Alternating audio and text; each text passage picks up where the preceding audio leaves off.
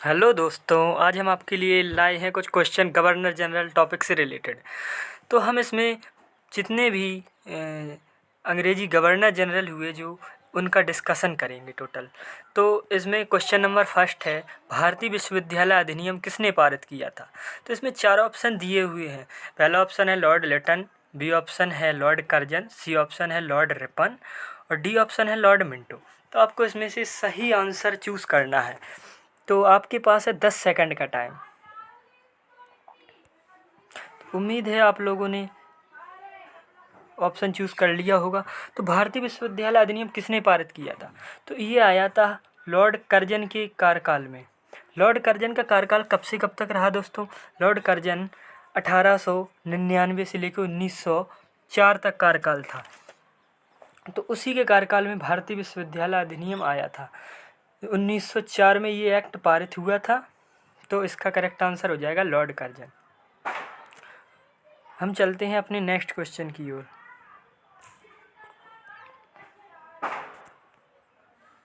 दोस्तों, next question आपको screen पर दिख गया होगा, जिसमें पूछा गया है भारत में स्थानीय स्वशासन का अग्रगामी कौन था? मतलब कि भारत में स्थानीय स्वशासन का जनक कौन था? तो इसका करेक्ट आंसर हो जाएगा लॉर्ड रिपन। तो दोस्तों, इसका लॉर्ड रिपन करेक्ट आंसर हो जाएगा, क्योंकि लॉर्ड रिपन ही भारत में स्थानीय स्वशासन के जनक थे। तो हम चलते हैं अपने नेक्स्ट क्वेश्चन की ओर। तो नेक्स्ट क्वेश्चन आपको स्क्रीन पर दिख गया होगा, जिसमें पूछा गया 1877 के इम्पीरियल दरबार में हाथ से खादी, यानी कि जो हाथ से काती है दोस्तों, ये काती हुई खादी के कपड़े पहनकर कौन गया था? चार ऑप्शन दिए हुए हैं, एम के गांधी, बिपिन चंद्रपाल, बाल गंगाधर तिलक, जीबी जोशी। इसका करेक्ट आंसर हो जाएगा दोस्तों जीबी जोशी। इनका पूरा नाम है गणेश वासुदेव जोशी। और यही ऐसे व्यक्ति थे जो 1877 ईस्वी में इम्पीरियल दरबार में हाथ से काती हुई खादी के कपड़े पहनकर गए थे। पूना सार्वजनिक सभा के संस्थापक थे गणेश वासुदेवन जोशी। विक्टोरिया हॉल में ये कलकत्ता में है, जो वहाँ गए थे खादी के कपड़े पहनकर। तो हम चलते हैं दोस्तों अपने।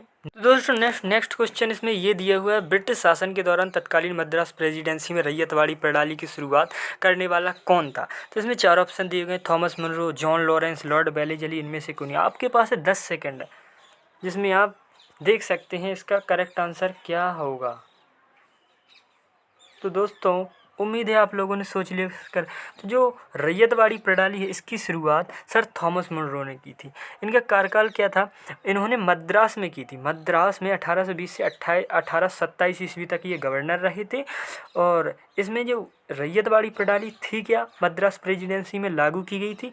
इसका मतलब था जो कुल उपज का तीसरा भाग भूमि कर का, जो भूमि टैक्स होता है, उसी को मानकर देना पड़ेगा। तो इसका करेक्ट आंसर यही हो जाएगा सर थॉमस मुनरो। इसका करेक्ट आंसर हो जाएगा सर थॉमस मुनरो। तो हम चलते हैं दोस्तों अपने। तो दोस्तों, हमारा नेक्स्ट क्वेश्चन है जो बहुत ही इम्पोर्टेंट भी है। ये कई एग्ज़ाम में पूछा जा चुका है। इसमें पूछा गया है बंगाल के प्रथम गवर्नर जनरल कौन थे? तो बंगाल के प्रथम गवर्नर जनरल दोस्तों कौन थे? आपके पास ऑप्शन दिए हुए हैं, Lord Clive, Warren Hastings, Lord जॉनसोर, या इनमें से कोई नहीं। तो ये दोस्तों भारत का गवर्नर जनरल नहीं है कोई, ये बंगाल के प्रथम गवर्नर जनरल के बारे में पूछा जा रहा है। तो 1773 में जो चार्टर एक्ट आया था, उसके तहत बंगाल के जो प्रथम गवर्नर जनरल थे वो वारेन हेस्टिंग्स थे, 1774 में बने थे। तो इसका करेक्ट आंसर हो जाएगा बी। ऑप्शन बी इसका करेक्ट आंसर है दोस्तों। हम चलते हैं अपने नेक्स्ट क्वेश्चन की ओर। दोस्तों, नेक्स्ट क्वेश्चन है, अंग्रेजों ने भारत में रेलवे किस उद्देश्य से शुरू की थी? तो इनका क्या उद्देश्य था भारत में रेलवे शुरू करने का? क्या भारत में भारी उद्योग को बढ़ाने के लिए रेलवे शुरू की गई थी, या ब्रिटिश वाणिज्य प्रशासनिक नियंत्रण की सुविधा के लिए, या दुर्भिक्ष में खाद्यान्न पहुंचाने के लिए, या ताकि भारतीय देश में मुख्य रूप से घूम सकें? तो इसका करेक्ट आंसर दोस्तों क्या होगा? रेलवे का उद्देश्य था ब्रिटिश वाणिज्य। दोस्तों, रेलवे का उद्देश्य था ब्रिटिश वाणिज्य प्रशासनिक नियंत्रण की सुविधा के लिए रेलवे की शुरुआत की गई थी। तो इसका करेक्ट आंसर दोस्तों हो जाएगा ऑप्शन नंबर बी। तो ऑप्शन नंबर 20 का करेक्ट आंसर हो जाएगा दोस्तों। हम चलते हैं अपने नेक्स्ट क्वेश्चन की ओर। नेक्स्ट क्वेश्चन हमारा, किस गवर्नर जनरल ने भारत में सती प्रथा का अंत किया था? आपके पास 4 ऑप्शन दिए हुए हैं, तो आपको इसका करेक्ट आंसर बताना है दोस्तों। तो Lord Canning, Lord Ripon, Lord William Bentinck या लॉर्ड डलहौजी। तो इसका करेक्ट आंसर दोस्तों लॉर्ड विलियम बेंटिक है। लॉर्ड विलियम बेंटिक का कार्यकाल 1829 से 1834 तक रहा था। तो इन्होंने ही सती प्रथा का अंत किया था उस टाइम पे, अंग्रेज़ों के टाइम पे। तो इनके साथ राजा राम मोहन ने भी इनका सहयोग किया था। तो इसका करेक्ट आंसर ऑप्शन सी हो जाएगा दोस्तों। हम चलते हैं अपने नेक्स्ट क्वेश्चन की ओर। नेक्स्ट क्वेश्चन स्क्रीन पे आ गया है दोस्तों। तो इसमें पूछा गया है, एक खुली प्रतियोगिता परीक्षा के माध्यम से इंडियन सिविल सर्विस में भारतीयों के लिए प्रवेश को निम्नलिखित में से किसने संभव बनाया? तो जो सिविल सर्विस परीक्षा होती थी उस टाइम पे, तो भारतीयों के लिए जो प्रवेश था उसके लिए, जिससे कि भारतीय भी उसमें प्रवेश पा सकें, किसने संभव बनाया? तो लॉर्ड विलियम बेंटिक या लॉर्ड डलहौजी या लॉर्ड रिपन। तो इसका करेक्ट आंसर दोस्तों हो जाएगा लॉर्ड डलहौजी। तो लॉर्ड डलहौजी इसका दोस्तों करेक्ट आंसर हो जाएगा, क्योंकि लॉर्ड डलहौजी का कार्यकाल जो था वो 1848 से 1856 तक रहा। तो इन्होंने ही क्या किया था, जो सिविल सर्विस एग्ज़ाम था वो खुली प्रतियोगिता भारतीयों के लिए संभव करवाई थी, जिससे भारतीय भी उसमें बैठ सकें। तो दोस्तों इसका करेक्ट ऑप्शन बी है। हम चलते हैं अपने नेक्स्ट क्वेश्चन की ओर। भारतीय सिविल सेवा में अर्हता प्राप्त प्रथम भारतीय कौन थे? तो इसका मतलब ये है कि भारतीय सिविल सेवा में पहले ऐसे कौन से व्यक्ति थे जो उस टाइम पे भारतीय सिविल सेवा जिन्होंने क्रॉस की थी, तो क्रैक की थी दोस्तों, सॉरी। तो इसमें सुरेंद्रनाथ बनर्जी, सत्येंद्रनाथ टैगोर, सुभाष चंद्र बोस या रविंद्रनाथ टैगोर। भारतीय सिविल सेवा में सबसे पहले सत्येंद्रनाथ टैगोर ने उपलब्धि पाई थी। तो इसका करेक्ट आंसर दोस्तों हो जाएगा option number B, Satyendranath Tagore. Satyendranath Tagore ने 1863 ईस्वी में ही इसमें चुन लिए गए थे। उसके बाद दूसरे भारतीय अगर पूछा जाए तो सुरेंद्रनाथ बनर्जी थे, जो 1869 ईस्वी में इनका चयन हुआ था भारतीय सिविल सेवा में। हम चलते हैं अपने नेक्स्ट क्वेश्चन की ओर। इसमें पूछा गया है, इंग्लैंड के हाउस ऑफ कॉमर्स, दोस्तों ये हाउस ऑफ कॉमर्स नहीं, हाउस ऑफ कॉमन्स है। इसके द्वारा भारत के किस गवर्नर जनरल पर महाभियोग चलाया गया था? तो इसमें पूछा गया है, ऐसा कौन सा गवर्नर जनरल था जिसमें इंग्लैंड का जो हाउस ऑफ कॉमन्स, वहाँ की संसद है, वहाँ संसद के 2 पार्ट्स हैं, house of commons, house of lords. तो वहाँ की जो हाउस ऑफ कॉमन्स है उसने महाभियोग चलाया था। तो वारेन हेस्टिंग्स, कॉर्नवालिस, बैलीगेरी। दोस्तों इसका करेक्ट आंसर हो जाएगा वारेन हेस्टिंग्स। वारेन हेस्टिंग्स ही ऐसा गवर्नर जनरल था जिस पर महाभियोग चलाया गया था। तो हम चलते हैं अपने नेक्स्ट, हम चलते हैं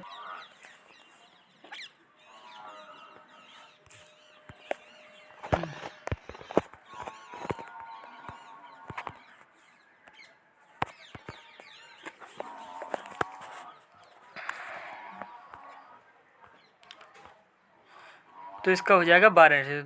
सॉरी दोस्तों, थोड़ी टेक्निकल प्रॉब्लम की वजह से दिक्कत हो गई थी। अब चलते हैं हम अपने नेक्स्ट क्वेश्चन की ओर। तो नेक्स्ट क्वेश्चन हमारा स्क्रीन पर आ चुका है। इसमें निम्नलिखित में से कौन बंगाल का अंतिम गवर्नर जनरल था? तो दोस्तों ये आप लोगों को बताना है कि बंगाल का अंतिम गवर्नर जनरल कौन था। तो हम इसमें देखेंगे अंतिम गवर्नर जनरल और भारत का प्रथम गवर्नर जनरल, ये एक व्यक्ति था, ये थे लॉर्ड विलियम बेंटिक। क्योंकि जो 1833 का चार्टर एक्ट आया था उसके तहत जो बंगाल का गवर्नर जनरल होगा वही अब भारत का गवर्नर जनरल भी माने जाने लगा। तो 1833 में चार्टर एक्ट आया, उस टाइम पे बंगाल का गवर्नर जनरल जो अंतिम थे वो थे लॉर्ड विलियम बेंटिक, जिन्होंने सती प्रथा का अंत किया था। तो यही पहले भारत के गवर्नर जनरल भी बने 1833 के चार्टर एक्ट के तहत। दोस्तों नेक्स्ट क्वेश्चन की ओर बढ़ते हैं। भारत के प्रथम गवर्नर जनरल कौन थे? इसमें ऑप्शन दिया गया है Lord William Bentinck, Lord Dalhousie, Lord का। तो दोस्तों वही ऑप्शन है, भारत के प्रथम गवर्नर जनरल थे लॉर्ड विलियम बेंटिक, क्योंकि यही बंगाल के अंतिम गवर्नर जनरल थे और भारत के प्रथम गवर्नर जनरल थे 1833 ईस्वी के चार्टर एक्ट के तहत। दोस्तों हम चलते हैं अपने नेक्स्ट क्वेश्चन की ओर। निम्नलिखित में से कौन सा गवर्नर जनरल ठगी प्रथा के उन्मूलन से संबंधित था, मतलब इसने ठगी प्रथा का अंत किया था, उन्मूलन किया था। तो इसने क्या किया था, ठगी प्रथा क्या थी दोस्तों, इसमें जो ठग होते थे मार्केट में वो जो व्यापारी लोग होते थे, जो कस्टमर लोग होते थे, उनको ठग लिया करते थे। तो उस ठगी प्रथा का अंत करने वाला गवर्नर जनरल कौन सा था, वो थे लॉर्ड विलियम बेंटिक। तो लॉर्ड विलियम बेंटिक ही थे वो जिन्होंने ठगी प्रथा का अंत किया था। दोस्तों इसका करेक्ट आंसर हो जाएगा लॉर्ड विलियम बेंटिक। इन्होंने किया था 1500 ठगों को उस टाइम पे बंदी भी बना लिया था और अनेक ठगों को इनके टाइम में फांसी दी गई थी और बहुत से ठगों को तो आजीवन निर्वासित कर दिया गया था।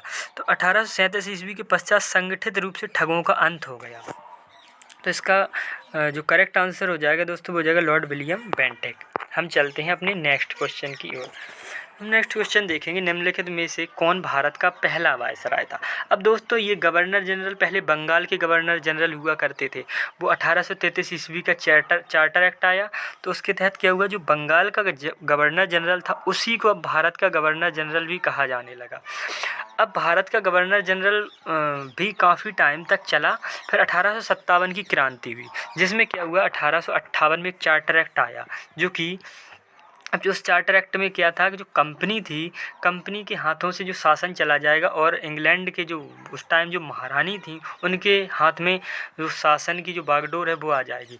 तो इसी के तहत अब उन्होंने क्या किया, जो गवर्नर जनरल था भारत का उसका नाम बदलकर वायसराय कर दिया। तो उस टाइम पे कौन भारत का पहला वायसराय था, तो दोस्तों उस टाइम पे भारत का जो पहला वायसराय था वो लॉर्ड कैनिंग बना था। लॉर्ड कैनिंग 1858 में पहला वायसराय बना था। तो हम दोस्तों चलते हैं अपने नेक्स्ट क्वेश्चन की ओर। ईस्ट इंडिया कंपनी का अंतिम गवर्नर जनरल और क्राउन के अधीन पहला वायसराय था। तो दोस्तों अंतिम गवर्नर जनरल कौन था ईस्ट इंडिया कंपनी का, तो ये भी दोस्तों लॉर्ड कैनिंग ही है, क्योंकि ये क्या था, अंतिम गवर्नर जनरल था ईस्ट इंडिया कंपनी का और क्राउन जो वहाँ के जो प्रिंस राजकुमार थे उनके अधीन पहला वायसराय था। 1858 के 57 में एक चार्टर एक्ट आया था अंत में, तो उसी के तहत अब जो भारत का गवर्नर जनरल है उसी को हम वायसराय कहने लगे। और अब को किसके अधीन था, क्राउन के अधीन था और पहला वायसराय था। दोस्तों हम चलते हैं, लॉर्ड कैनिंग ही था जो अंतिम गवर्नर जनरल था। हम चलते हैं अपने नेक्स्ट क्वेश्चन की ओर। दोस्तों नेक्स्ट क्वेश्चन है डॉक्ट्रिन ऑफ लैप्स। अगर हम इसे हिंदी में देखें तो इसका मतलब होता है हड़प नीति, या हम कहें अपहरत सिद्धांत। तो इसका मतलब क्या था, हड़प नीति किसने आरंभ किया, दोस्तों इसका करेक्ट आंसर हो जाएगा लॉर्ड डलहौजी।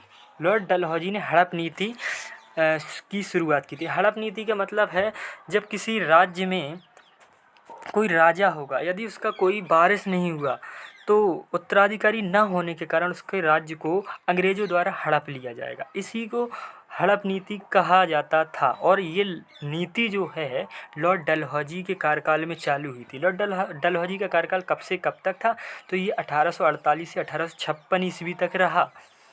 दोस्तों कार्यकाल ज़रूरी है याद करना, कार्यकाल से बहुत हेल्प मिलती है और काफ़ी चीज़ों में हेल्प मिलती है। तो इसने ही, और इसके बाद जो लॉर्ड कैनिंग आया डलहौजी के बाद, जो कि पहला वायसराय भी था, तो उसने क्या किया, उसने इनकी जो हड़प नीति थी उसको ख़त्म कर दिया। 1857 का विद्रोह हुआ, वो हड़प नीति ख़त्म हुई। तो इस प्रकार इसका करेक्ट आंसर जो हो जाएगा दोस्तों ऑप्शन बी हो जाएगा। तो हम चलते हैं अपने नेक्स्ट क्वेश्चन की ओर। दोस्तों नेक्स्ट क्वेश्चन है, किस भारतीय राज्य पर कब्जा करने के लिए राज्य अपहरण नीति को नहीं अपनाया गया था। क्योंकि मैं पहले भी कहा जो डलहौजी था उसने काफ़ी राज्यों को इस अपहरण नीति से उन पर कब्जा कर लिया था। तो ऐसे भी कुछ राज्य थे, ऐसा भी इनमें एक ऐसा ऑप्शन है जिस पर कब्जा डलहौजी ने नहीं कर पाया था। तो हम देखेंगे वो कौन सा राज्य था दोस्तों, सतारा, झांसी, नागपुर या फिर पंजाब।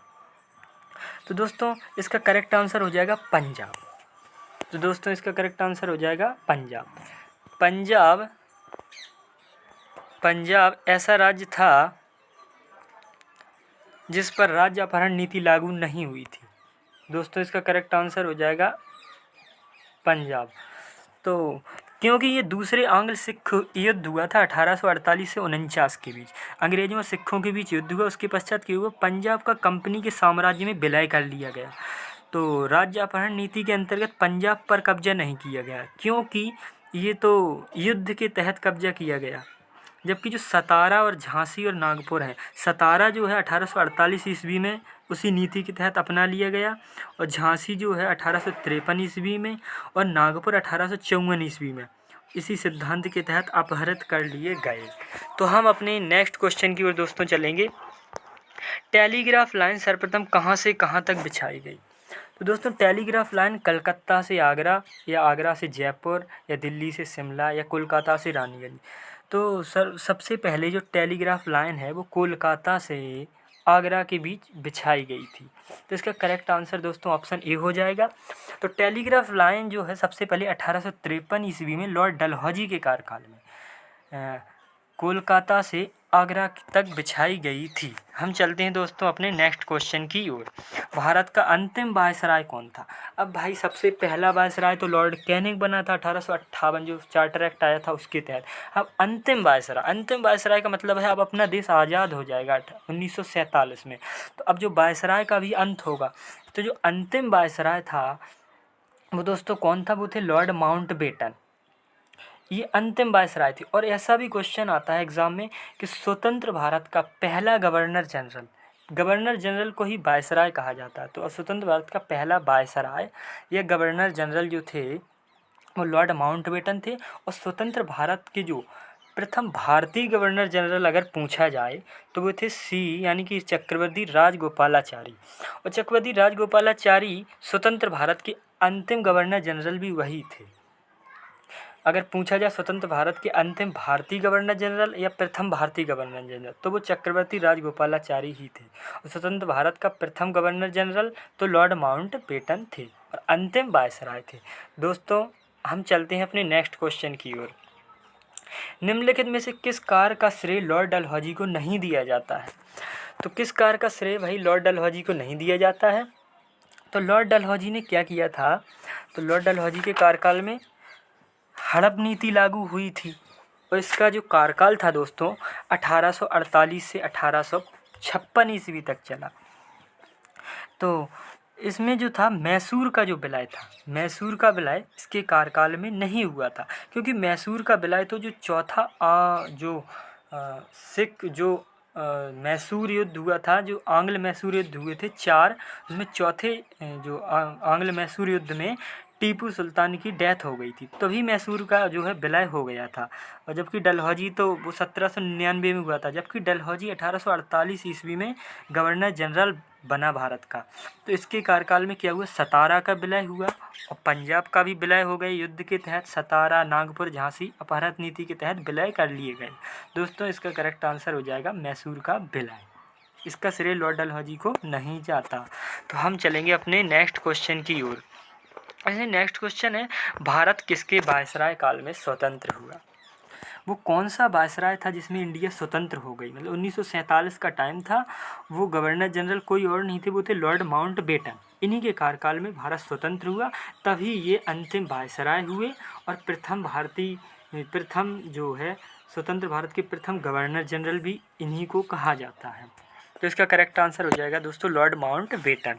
हम चलते हैं अपने नेक्स्ट क्वेश्चन की ओर। भारत का अंतिम गवर्नर जनरल कौन था? तो दोस्तों इसमें पूछा गया है भारत का अंतिम गवर्नर जनरल। तो स्वतंत्र भारत का पहला गवर्नर जनरल तो आप लोगों को पता है भाई, लॉर्ड माउंटबेटन थे। अब इसमें पूछा गया है भारत का अंतिम गवर्नर जनरल। तो अंतिम गवर्नर जनरल दोस्तों, या इन्हें हम प्रथम भारतीय गवर्नर जनरल कहें, स्वतंत्र भारत के अंतिम गवर्नर जनरल, ये थे चक्रवर्ती राजगोपालाचारी। इसका करेक्ट आंसर हो जाएगा चक्रवर्ती राजगोपालाचारी। हम चलते हैं दोस्तों अपने नेक्स्ट क्वेश्चन की ओर। भारत का पहला भारतीय गवर्नर जनरल कौन था? तो पहला भारतीय गवर्नर जनरल भी चक्रवर्ती राजगोपालाचारी ही थे। हम चलते हैं दोस्तों नेक्स्ट क्वेश्चन की ओर। स्वतंत्र भारत का पहला गवर्नर जनरल कौन था? तो अब फिर इंडिया स्वतंत्र हो गई, तो पहला गवर्नर जनरल कौन था दोस्तों? तो इसमें चक्रवर्ती राजगोपालाचारी तो प्रथम भारतीय गवर्नर जनरल होंगे। जबकि इंडिया स्वतंत्र हुआ तो सबसे पहले लॉर्ड माउंटबेटन ही गवर्नर जनरल बनाया गया था। तो इसका करेक्ट आंसर ऑप्शन बी हो जाएगा दोस्तों। हम चलते हैं अपने नेक्स्ट क्वेश्चन की ओर, जिसमें कहा गया है लॉर्ड कर्जन की वायसराय होने के दौरान निम्नलिखित में से कौन सी घटना नहीं घटी थी? तो लॉर्ड कर्जन 1899 से 1905 तक गवर्नर जनरल रहा था। और गवर्नर जनरल का चूँकि वायसराय हो गए थे तो ये वायसराय था। अब हुआ क्या, इसी के टाइम पे जो विश्वविद्यालय अधिनियम था भारत का, वो भी आया था 1904 ईस्वी में, जो कि हम प्रीवियस क्वेश्चन में डिस्कस कर चुके हैं। तो हम देखेंगे कौन सी घटना नहीं घटी थी। तो इसी के कार्यकाल में 1905 में बंगाल विभाजन हुआ था और पुरातत्व विभाग जो है उसकी भी स्थापना हुई थी। और द्वितीय दिल्ली दरबार भी इसी के कार्यकाल में हुआ था। बल्कि जो भारतीय राष्ट्रीय कांग्रेस का जो गठन है दोस्तों, ये 1885 ईस्वी में हुआ था। तो इसके टाइम जो गवर्नर जनरल थे वो लॉर्ड डफरिन थे। तो लॉर्ड डफरिन के कार्यकाल में भारतीय राष्ट्रीय कांग्रेस का गठन हुआ था। क्योंकि भारतीय राष्ट्रीय कांग्रेस का गठन के जो किसने किया था, एक अंग्रेज अधिकारी थे स्कॉटलैंड के, A.O. ह्यू, उन्होंने ही इसका गठन किया था। तो हम चलते हैं अपने नेक्स्ट क्वेश्चन की ओर। तो इसका करेक्ट आंसर हो जाएगा दोस्तों भारतीय राष्ट्रीय कांग्रेस का गठन। हम चलते हैं अपने नेक्स्ट क्वेश्चन की ओर। नेक्स्ट क्वेश्चन में क्या है, निम्नलिखित में से किसको लॉर्ड कर्जन का सबसे उपयोगी और महत्वपूर्ण सुधार माना जा सकता है, विशेषता अविभाजित पंजाब प्रांत में रहने वाले लोगों के संबंध में। क्योंकि उस टाइम पे जो पंजाब था वो पाकिस्तान और जो है पूर्वी पंजाब और अब पश्चिमी पंजाब अलग अलग हो गए, लेकिन उस टाइम पे एक ही था पूरा पंजाब, प्रांत बोलते थे जिसे। तो अविभाजित जब पंजाब था उस प्रांत में रहने वाले लोगों के संबंध में लॉर्ड कर्जन का सबसे उपयोगी और महत्वपूर्ण सुधार माना जा सकता है। तो लॉर्ड कर्जन की हम सबसे सुधार देखेंगे, क्या फ़ायदा हुआ था उन लोगों को। तो भाई जो लॉर्ड कर्जन था उसने कृषि सुधार में योगदान दिया था वहाँ पर। लॉर्ड कर्जन के बारे में हम डिस्कस कर चुके हैं। ये 1905 तक रहा था 1899 से। और इसने क्या किया था, इसने काफ़ी सारे सुधार भी किए थे। क्योंकि इसने झेलम नहर का निर्माण कार्य जो है पूर्ण करवाया था, जिससे क्या होती थी, सिंचाई होने लगी थी पंजाब में काफ़ी क्षेत्र में भूमि पर। तो इससे कृषि सुधार में इसको श्रेय दिया जाता है। तो हम चलते हैं अपने नेक्स्ट क्वेश्चन की ओर दोस्तों। नेक्स्ट क्वेश्चन है, भारत में पहली बार सन 1853 में किस स्थान से रेल यात्रा प्रारंभ की गई और किस गवर्नर जनरल के काल में रेलवे यात्रा शुरू हुई। तो दोस्तों इसका करेक्ट आंसर हो जाएगा, कहाँ से कहाँ तक रेलवे यात्रा चली थी 1853। आप लोग पता है मुंबई से थाड़े के बीच चली थी, तो ये 1853 ईस्वी में चली थी। तो 1853 में किसका कार्यकाल था दोस्तों, 1856 तक, 1848 से लेकर 56 तक लॉर्ड डलहौजी का कार्यकाल था। तो ये मुंबई में चली थी, रेलवे यात्रा शुरू हुई मुंबई में। और किसके कार्यकाल में, लॉर्ड डलहौजी, लॉर्ड डलहौजी दोस्तों, लॉर्ड डलहौजी। तो इसी के कार्यकाल में ये शुरू हुई थी। दोस्तों कोई भी प्रॉब्लम हो तो कोई भी कमेंट सेक्शन में आप ज़रूर बताएं इसमें क्या कमी रह गई वीडियो में। और वीडियो को लाइक, सब्सक्राइब और शेयर ज़रूर करें दोस्तों।